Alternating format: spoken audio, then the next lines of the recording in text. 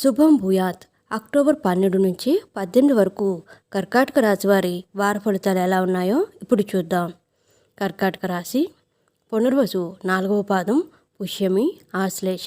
సంకల్ప బలంతో చేసే యత్నం ఫలిస్తుంది. మిమ్మల్ని మీరు తక్కువ అంచనా వేసుకోవద్దు.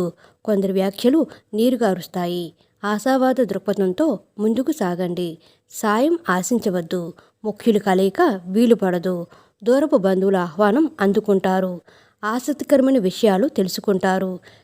స్థిర చరాస్తుల వ్యవహారంలో జాగ్రత్త అవసరం. మధ్యవర్తులను ఆశ్రయించవద్దు. కొత్త కార్యక్రమాలు ప్రారంభిస్తారు. ముఖ్య నిర్ణయాలు తీసుకుంటారు. స్నేహితుల నుంచి శుభవర్తమానాలు అందుకుంటారు.